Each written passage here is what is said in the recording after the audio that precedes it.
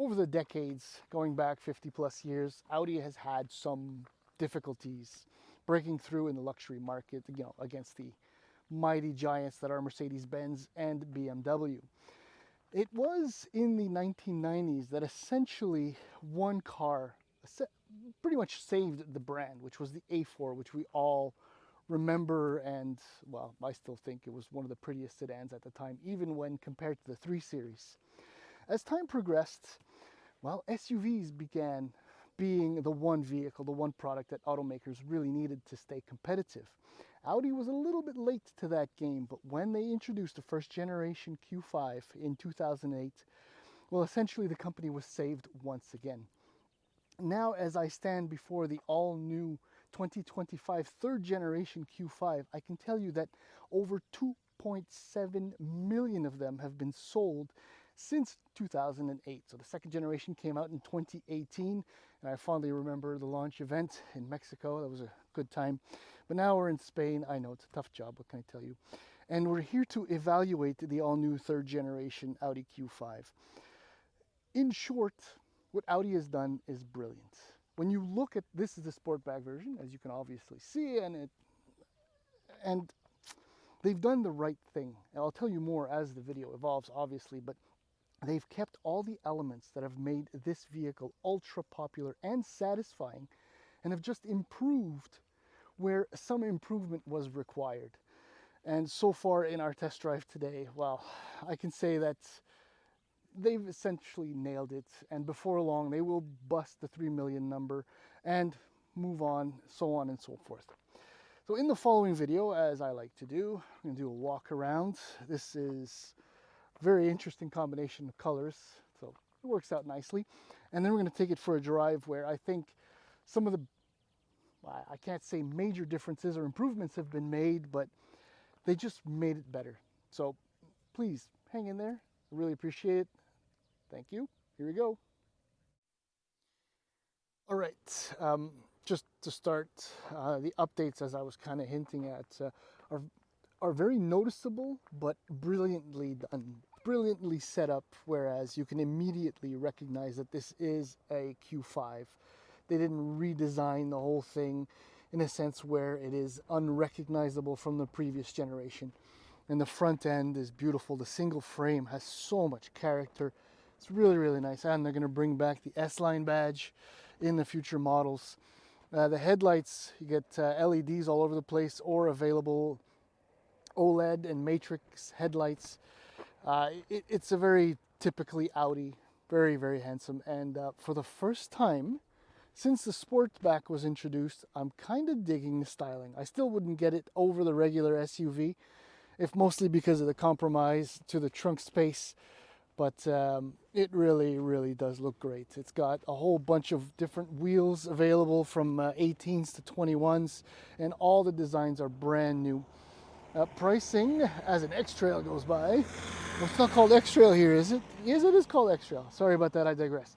Okay, pricing in Canada starts for the 2025 model year at $58,700 for the regular SUV. And this one, the Sportback, starts at $66,150. Just so you know, the SQ5 starts at $78,700. That's for the SUV, and the SQ5 Sportback, $80,950. So the standard features, I said 18s, 19s actually, LEDs, heated steering wheel, heated seats, power hatch. It's an 11-inch digital instrument panel with a 14.5-inch touchscreen display. That's all standard. I'll show it to you in a few moments. It's actually quite nice. This model has a whole bunch of options. Sadly, I don't have very many details, one of them being the name of the color, but I do not tire of looking at it. It's and yes, the background is it doesn't hurt at all. I guess we can just keep doing the quick lap. So as I said, power hatch is standard. Trunk space, I don't have the exact specs or figures, but it's very deep. The opening is nice, and obviously because of the Sportback, it's compromised because of the angle, but it's really well thought out. I mean, it's premium versatility, everyday usability is how they're selling it, and I truly believe that they are right on. I mean, the interior, the fit and finish, the materials easily very comfortable for two adults across because there's only two of us. Sorry about my shadow. And the seats are way back. I don't have, unfortunately, the color of the leather, but it is sublime. It's thick, it is supple. Up front too, too many shadows. That's not very unfortunate. But the steering wheel, look at the shape of it. It's extraordinary. Flat bottom, and the spokes are, not the spokes, but the rim is very thin, so it fits nicely in hands. Of the many changes that have been done, one that I really do not like is this setup, these controls on the door handle. Yes, that is for your headlights, locking, mirrors, memories for position, a lockout for the rear doors. And because of the width of the control here, the actual handle to close the door is massive, and it's very not ergonomic. I am looking for problems. Let's understand and agree with me here. But I mean, that might be the biggest issue on the inside, because otherwise, as we get in, so 11.9, 14.5 combined, it is massive. It looks really, really good. I haven't had enough time to go through all the menus, but generally speaking, it's not too bad. We're having a few difficulties. This is what happens when you're on a first drive event and you're getting to know updated systems. It's for like the drive assist and the ADAS driving assistance systems.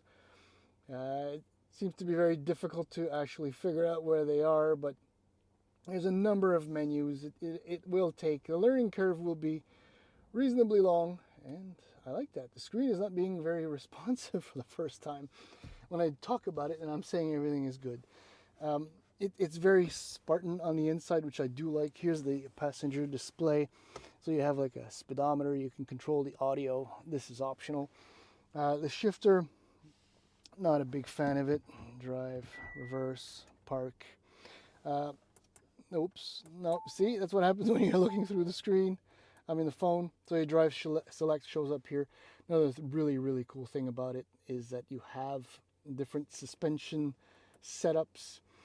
For the thing, you can have steel springs or the air suspension. This one has an air suspension. It actually rises. That won't give me a chance. But when you go into off-road drive mode, it actually raises. Efficiency, comfort, dynamic. It begins to lower. I don't know if you can see the little green line. It moved. And you can control it too via the wheels. At least it did work a few times. Obviously now it's not working, but for the height, there you go. Really, really nice fit and finish. Absolute, total, complete, and utter quality. The design is exceptional. You really do feel like you're in a premium vehicle. And again, the screens look great. Steering wheel is just spectacular. I love the 4-spoke layout. These are thin too. Again, way too many haptic controls. It's a little bit annoying, but it's I mean, this will continue to sell very, very well, and as you take it on the road, it just gets better. So let's go do that.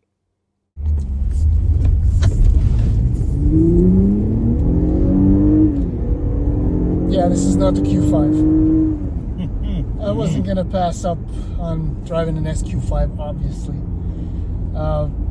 Obviously the Q5 4-cylinder 2-liter turbocharged mild hybrid technology, which is actually kind of cool. They've revised like 70 or 75% of the engine to match better with the mild hybrid technology. Now you can actually drive in, you know, a few hundred meters, if you will, in electric mode only. The regenerative purposes are a little bit more acute, a little bit more elaborate.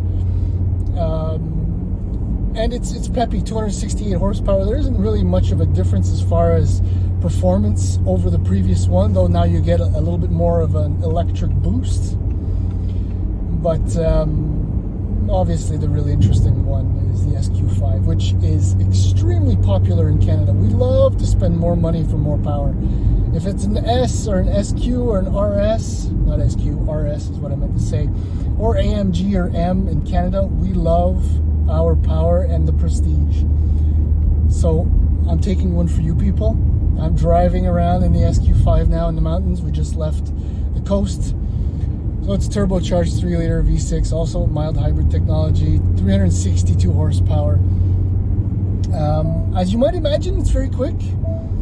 And if you're hearing the little pinging, well, that's because I'm driving exactly at the speed limit, and still am.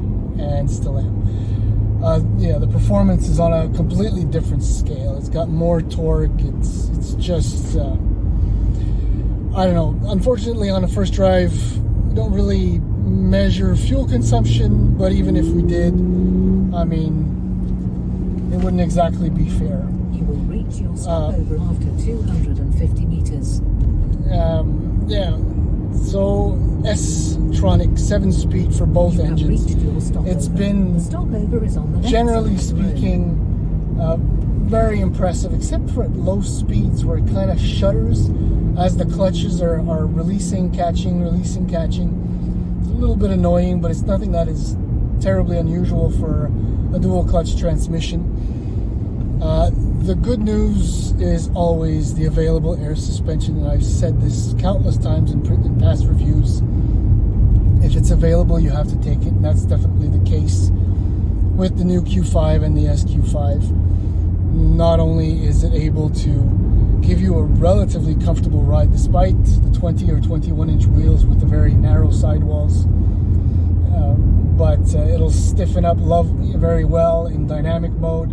And there's even an off-road mode, and if you really want to explore how far you can leave the pavement and get stuck, inevitably, and at least that's what happens to me every time, you'll get a little bit more ground clearance, meaning you'll go further off-road and get stuck. Steering is very Audi-esque, where there's little feedback, but it's very quick. I don't want to say numb, that would be kind of mean and a little bit mean, let's just say. But it does exactly what you want it to do. The precision is pretty good. Brake pedal feels very nice. In the SQ, you get the bigger discs, bigger calipers. The stopping power is very nice. And right now I'm carving the mountains, and I'm talking, and I'm not really focusing entirely on what I'm saying because I'm really enjoying this. The real beauty with the Q5, and it's been the case since the introduction of the first generation, is that it's really a nice amalgamation between sportiness, comfort, just the right dose of prestige, and definitely styling. And that's why it's such a popular small premium SUV. You know, among big players like the X3, or okay, I was going to say Lexus NX, but not quite. Mercedes-Benz GLC. This is a far more interesting small premium SUV than the GLC. It matches the X3 in every respect. And, well, we don't have to worry about the Infiniti QX50 or QX55 for much longer. Not that anyone really ever did. But that's it. The Q5, what I said earlier on in the introduction, is that Audi has made it evolve and progress in all the right reasons, all the right directions, and it's just as good as it needs to be. So it's still a very strong contender in the segment, and many more hundreds of thousands and millions will be sold.